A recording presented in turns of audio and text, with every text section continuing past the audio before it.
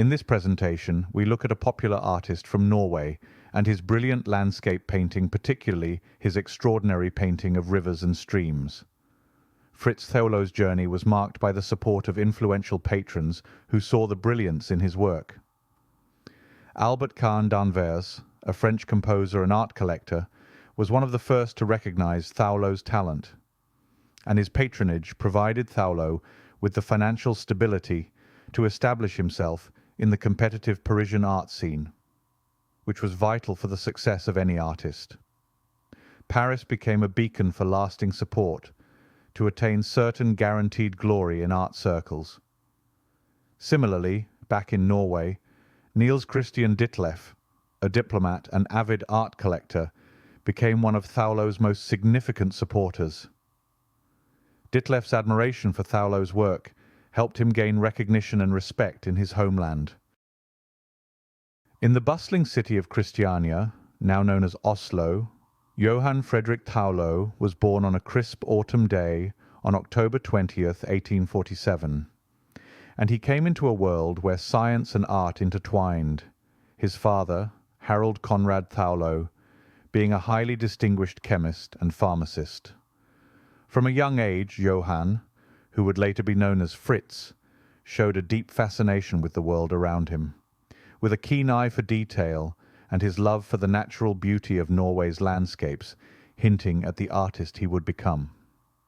Despite the comfort of his well-off family, young Fritz was drawn to the pursuit of capturing nature's fleeting moments on canvas.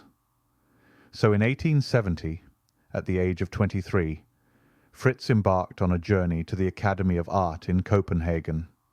However, the rigid art training did not satisfy his yearning for a more authentic representation of nature.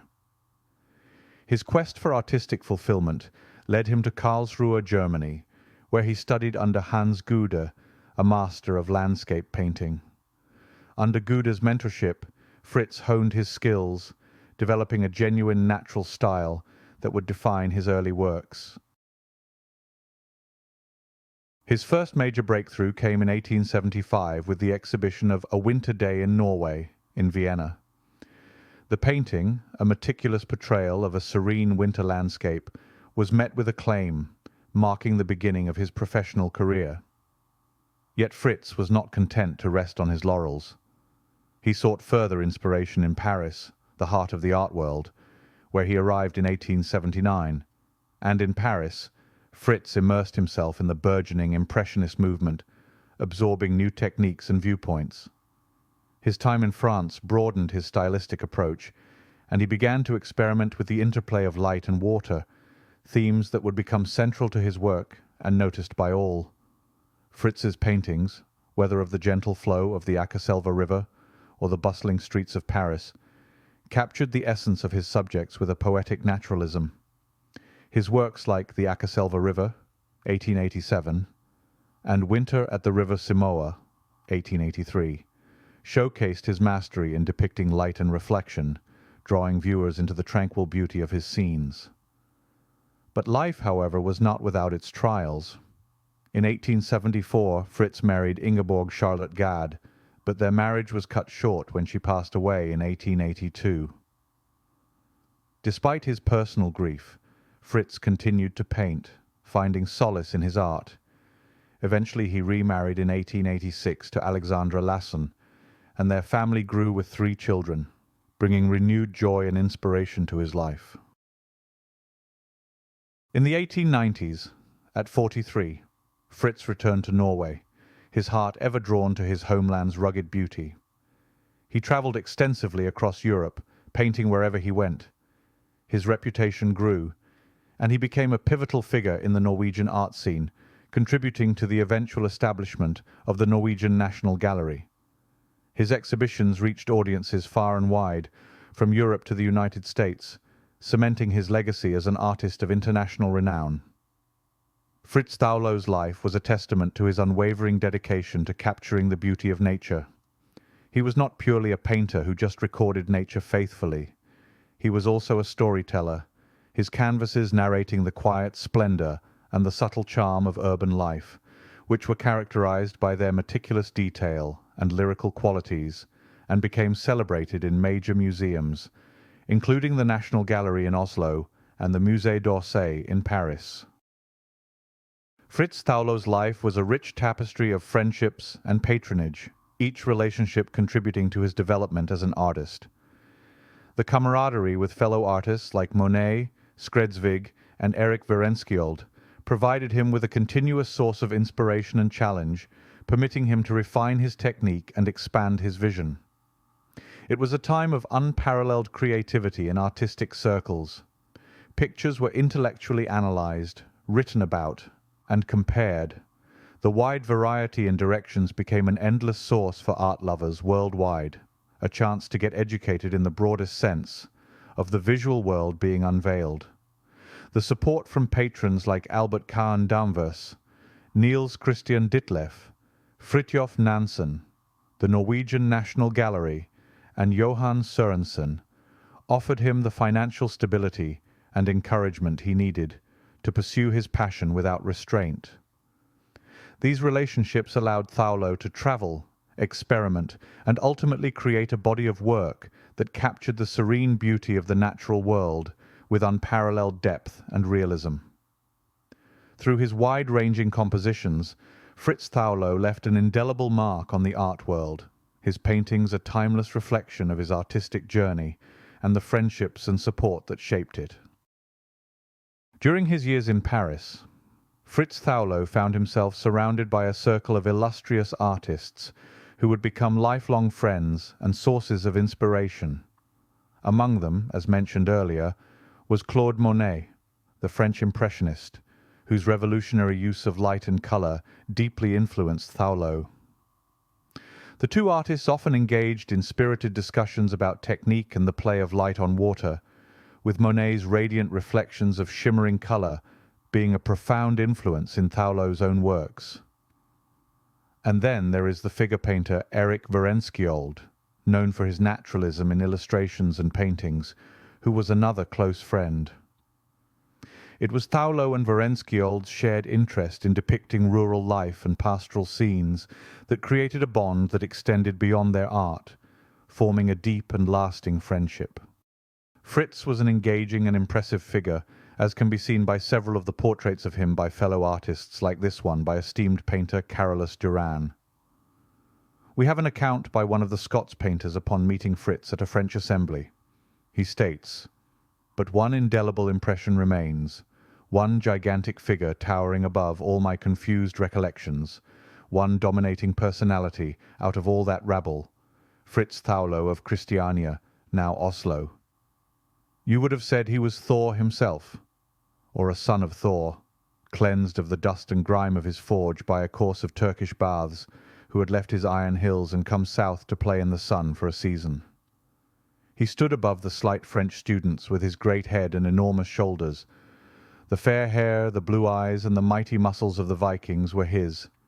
Here, there, and everywhere he was to be seen, quaffing from vasty tankards, embracing friends and acquaintances, brandishing a man at arm's length in the air in the exuberance of his spirits.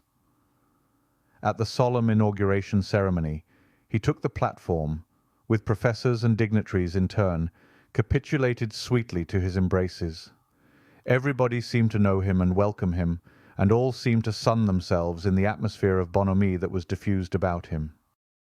He continued, "This indeed was my first knowledge of him, but he was already a man with a European reputation. I speedily learned from vociferous instructors that he had a picture in the Luxembourg, and that he was regarded as one of the leaders of modern art. That he was an artist indeed I gathered from subsequent conversations with himself, though he never once referred to his own work. 'Ah, you come from Glasgow,' he said, embracing me. 'Let us then drink what you call Scotch. I love Glasgow, for it has many artists. When you go back you will see Guthrie and Lavery, and you will tell them many things about me. And you shall have my card too, for I love to meet people from Glasgow. I have his card yet, somewhere among my relics.'" Such was the reverence for the works of Fritz by fellow artists and collectors alike. His giant personality and devotion to nature's beauty with the wonder he faithfully recorded were appreciated by all, who eagerly awaited each new canvas at the exhibitions. Indeed, his pictures must be seen in the flesh to be fully appreciated, as one discovers the wonderful thin overlay of colourful glazes upon the thick globs of broken pigments so carefully planned. The skill he put into the moving waters were noted with awe. Fritz was not complicated, which comes to solving a certain paradox. Searching for an interest in simplicity is the climax of decadence. The young mystics, theorists, symbolists, and eroticists, having exhausted the resources of artificiality, began to turn their limelight upon the simple and direct things of nature, and were ready to go into ecstasies over a line or a tint, a blank surface, or any remote sensation. It was, in reality, the most sophisticated attitude of all. Return to nature, to the fullness of its truth, in and of itself. Frits Thaulow, with his brush, conveyed his sensations to canvas simply and directly, as the artist felt them and joyed in them. Never did a theory cloud his vision, never a symbol be mingled with his paint. His pictures were the plain records of jubilant physical facts, a rare simplicity in which the decadents might divine as much mystery as they chose. Take, for example, his painting, A Manufactory in Norway. Many an artist would have pointed a contrast and moralized upon the power of man or the irreverence with which he defaces nature. Frits Thaulow depicts only the swift-flowing river, the gleaming white of the snowy landscape, and the rich, warm glow of the brick wall of the factory. One's nerves tingle with a breath of the clean, healthy, frosty spirit of the North Country. Every colour, every shade, every gleam and violet shadow seems as fresh and new as when it first impinged upon the eye of the artist. Like all true artists, he has recovered, or rather he has never lost, the innocence of the eye, the unsophisticated wonder and delight of childhood in the splendour and pageantry of the world. He paints as a child sees. Here and there one observes a touch of Corot, here and there some sleight of hand picked up in Parisian studios, but never more than a suggestion. His wonderful technique that is praised so much is not technique at all in the sense of anything to be learned by study. It is but a part of his rare sense of vision. It is useless to read meaning into any of Thaulow's pictures. All symbolism, allegory, and genre are foolishness and vanity to him. He is not the man to torment himself with the mystery of the universe. And so we find he joyfully faced the world, taking and making the best of everything. Each of his pictures is as lyrical and as unethical as is the Song of the Lark. He paints sensations, translates his light-hearted, good-natured physical life onto canvas, and makes the world a partner in his unpremeditated joy. Finally, with that we trust, you enjoyed the work and character of a devoted painter to his craft. It was a pleasure to see just a sampling of his output as an artist. In closing, please remember to subscribe and leave a like to help the channel. And for those who wish to help in a contribution, we have the PayPal link below. Thank you until next time. It's bye for now.